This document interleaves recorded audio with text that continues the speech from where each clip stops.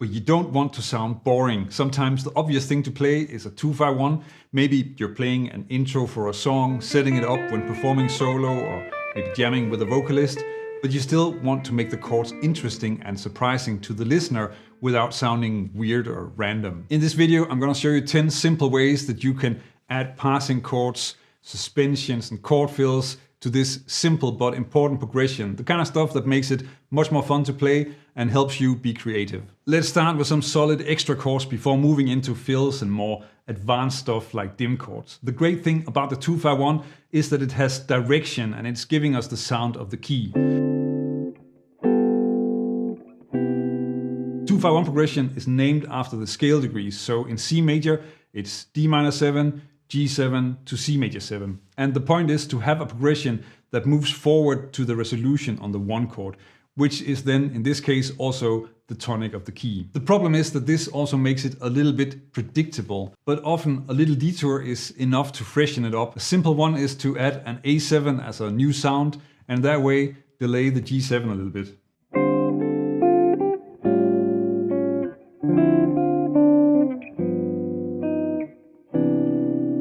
In this example, when I'm playing it, then I'm adding a lot of movement and melody to the chords, which is how I would usually play an intro to a ballad, for instance. But don't think that this doesn't work with more basic chord voicings as well.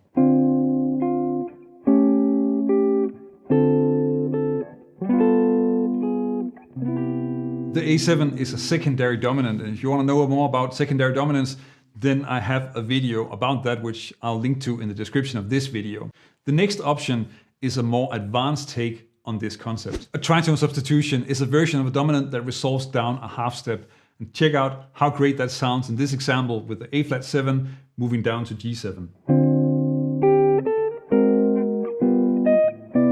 In this example, the A flat 7 and G7 almost sound a bit bluesy with the E flat and B flat notes in the melody. This is because both of those notes are also a part of the C minor pentatonic scale. In this case, it's kind of a bonus effect that you have that. Instead of adding chords to the progression, then you can also change the sound of some of the chords in the 2-5-1. So I'm going to show you some interesting versions of the 2 chord, the D minor 7, and then we're going to get into some really solid chord fills.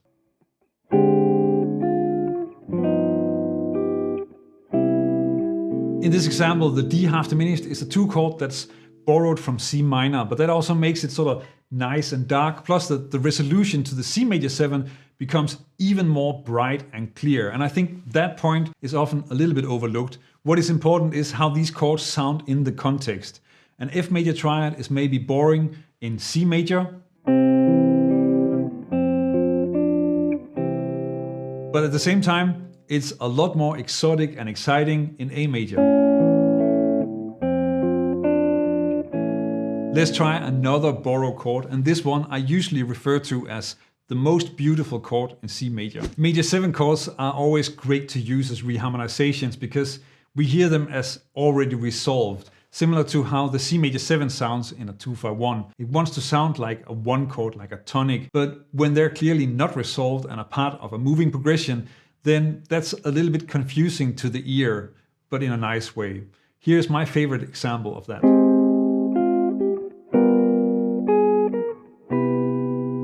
I have another video that covers all the theory behind the minor subdominants that you can explore. I'll link to that in the description of this one.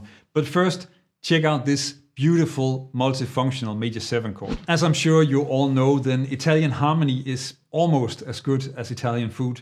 And the next chord is often referred to as the Neapolitan subdominant, and it can be used in quite a few different ways. Here, I'm first inserting it as a minor subdominant instead of the dominant chord. But this chord can also sound amazing as a suspension instead of the tonic chord. So the listener expects to hear a resolution to the 1 chord and then gets this different, beautiful chord. And again, I think we're kind of leaning into the major 7 trick.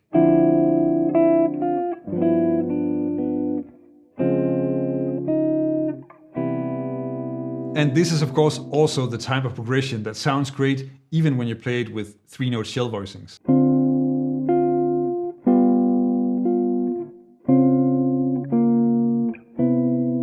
Let's move on to some really great chord fills, and then later I'll throw in a diminished chord as well. The best scale in the world for chord tricks probably not what you think, because for guitar, it's the pentatonic scale. Nothing beats it. It's so practical. Let me show you some of the things that you can do. For this, I think it's probably easier to start with the 2 chord. So let's say that you're playing D minor 7 here. Then it's not a big stretch to see that this D minor pentatonic scale fits that chord really well. And you can play some stuff that is easy but sounds surprisingly complicated with that. Just start by playing the pentatonic scale 3 strings at a time. Something like this. And that's what I'm using in this next example. And I'm also using something else on the C major 7 that sounds even more complicated, and I'll explain that afterwards.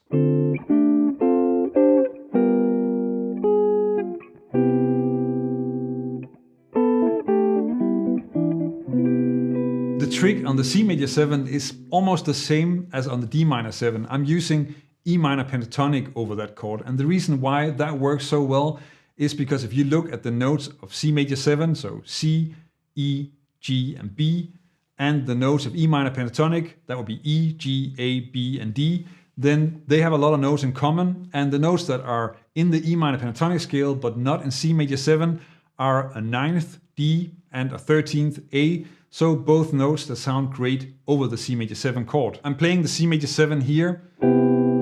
So this position of E minor pentatonic is really practical.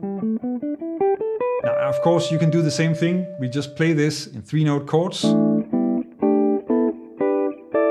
But in the example, I'm playing this pattern, which is essentially still the same chords. They're just arpeggiated in a way that sounds a little bit more interesting. You'll hear me use variations of this in some of the later examples as well. Let's move on to some beautiful diatonic passing chords. To be honest, I think it's a bit embarrassing, but often jazz musicians make fun of pop music as being just 1-4-5 chords all the time. But in this case, it's actually really nice to turn the 2-5-1 into more of a 4-5-1 progression. And this one is incredibly simple and works on pretty much any 2-5-1.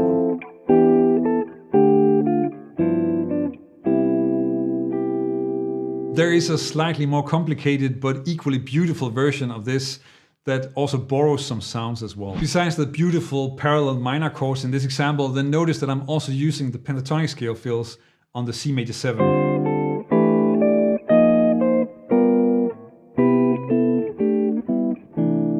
But you don't always need to add extra chords or change some of them. You can also just change a single note within the progression, and in that way sort of hide a melody in there. This line cliché is not a progression that you usually associate with a 2-5-1, but again, it's a progression that's fairly easy to fit into a song and that you can pretty much throw in everywhere. It always sounds good. And I love how this chromatic melody just spells out the 2-5-1.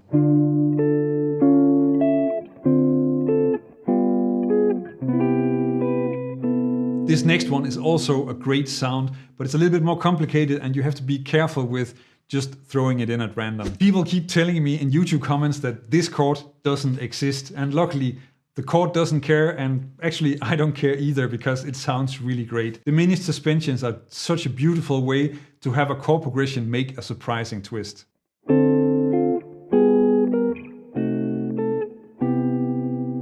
This suspension will only work if the melody fits with the diminished chord, and mostly you'll see it used when the 7th of the key is in the melody, but it can also work if it's the root or the 6th. Making jazz harmonies sound great is not about remembering thousands of grips. It is about knowing some grips really well and then being able to get them to flow in the music and being creative with them. There are exercises that are essential for developing your comping and chord skills, and also getting stuff like these 2-5-1 interpretations into your playing. And that is what I'm talking about in this video, which will help you level up your skills with chords and also teach you to think about voicings in the right way so that you get rid of all the isolated grips that are anyway impossible to remember.